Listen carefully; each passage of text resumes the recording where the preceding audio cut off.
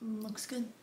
This is going to be a very chaotic, quick reading wrap-up. I decided to film a wrap-up 5 minutes ago, and wearing my PJs. I'm working from home right now, and it's my lunch break, so I'm gonna go for it. I was gonna do a wrap-up, but then I just never did one, and now it's May 11th, and who knows, maybe I can even edit this and get it out by tomorrow. I read 5 books this month, and I haven't even grabbed them. Okay, here we have the 5 books I read this month, and this is gonna be really quick because these 5 books are written by only 2 authors. I also feel like I've already talked about all these books a lot, but that's okay because it was a really good month. I loved all these books and they deserve to be talked about. We should start with the absolute rabbit hole that I went down with one of my new favorite authors, Stephanie Garber. So I started reading her books at the very end of March and I finished the rest of them in April, and I love her writing. She's now one of my new favorite authors. So I read them in the chronological order, which starts with the Caraval trilogy and then Once Upon a Broken Heart, which I'll get into that in a minute. The whole reason that I started these books is because I'm in Sarah Caroli's book club, and we read Once Upon a Broken Heart for our April pick. And I hadn't read any of Stephanie Garber's books before, but I knew that the Caraval trilogy takes place before Once Upon a Broken Heart. But it's one of those series where you don't have to read Caraval before. It just gives you more of the world and some backstory. But I'm the type of person that just has to read the first series, so I did. I immediately went out and just got all of the Caraval series and binged them. I only grabbed Legendary and Finale, which were the second and third ones, because these are the ones I read in April. I think that these are totally worth the read, and I loved these on their own, so definitely recommend this. Even if you've read Once Upon a Broken Heart, you can still go back and read this. It doesn't really spoil much. But these books are about 2 sisters, Tella and Scarlett. Is that their names? Yes, Tella and Scarlett, who are competing in this game called Caraval, which happens every year. It's thrown by this guy named Legend, who nobody really knows who he is. And it's basically a magical competition game where people are just solving riddles and clues, trying to win. I think it usually lasts like 4 or 5 nights, and there's always some sort of magical prize at the end. And Tella and Scarlett have been wanting to go for years, and they finally get invited to be part of the game. And in the first book, within the first few chapters, Tella is actually kidnapped by Legend as part of Caraval. So she's essentially the prize for winning Caraval, which is a little bit weird, but it means that her sister Scarlett has to win in order to get her back. The next 2 books follow the same sisters, and you get some more characters, and it's amazing. I loved this series because I love Stephanie Garber's writing. She has some of the most beautiful, whimsical fairy tale writing that I've ever experienced before. The world that she's created in this is just so much fun, and I love all the characters. It was just such a fun read. So then I obviously went into Once Upon a Broken Heart and The Ballad of Never After, which, like I said, these take place in the same world as Caraval, and chronologically they are pretty much right after the events in the last Caraval book.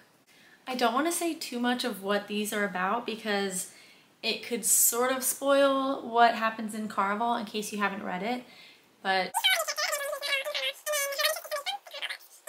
I shouldn't have said that.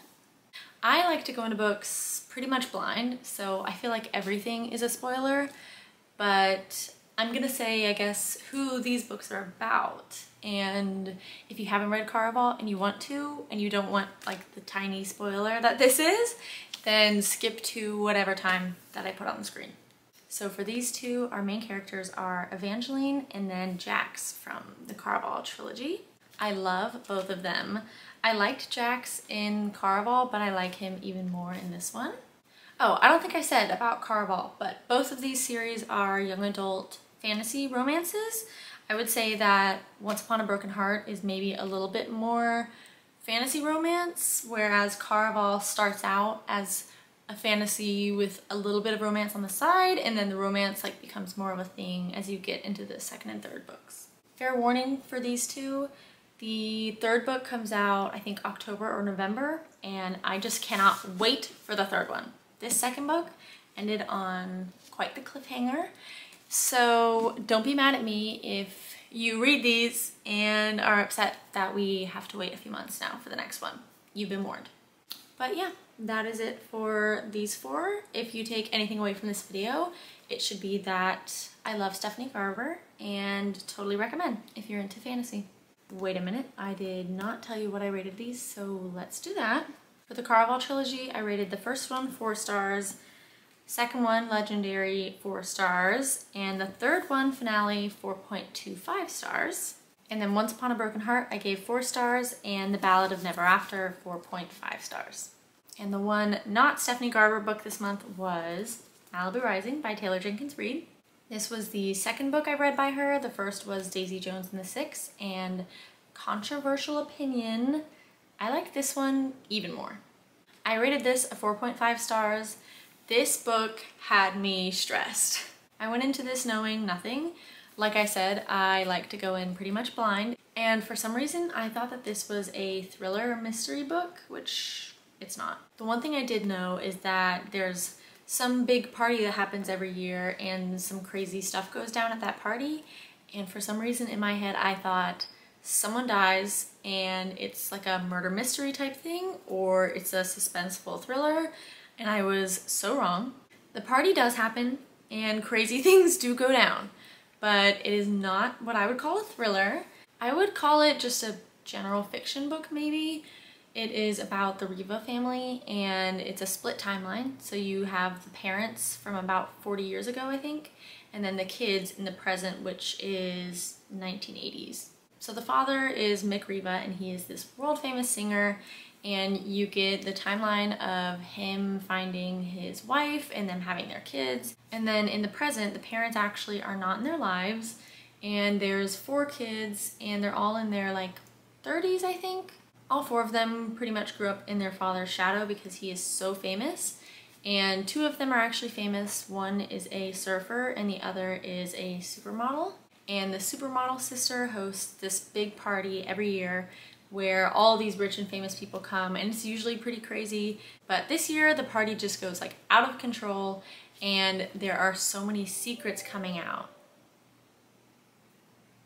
There are so many secrets coming out between all the family members and people at the party, and it just was one of those books that had me stressed for almost every character. Like, I knew their secrets and I just knew that they were gonna come out, and I was worried for when that was gonna happen, and it was just nonstop. And I really loved it. I wasn't bored at all by the 2 different timelines, and I gave it 4.5 stars, but honestly, it might be a 5-star book. I'll have to think about it. But this was just such an unexpected favorite for me, and now I want to go and read a lot more from Taylor Jenkins Reid. There we have it. A very quick rundown of the 5 books that I read in April. If you read any of these, then let me know. I'd love to hear what you thought. And if anyone has recommendations for a Stephanie Garber fan, please share them with me, because I would love to read more books that are similar to hers. And that's all I got. Thanks for watching. I guess I'll see you in the next one. Bye!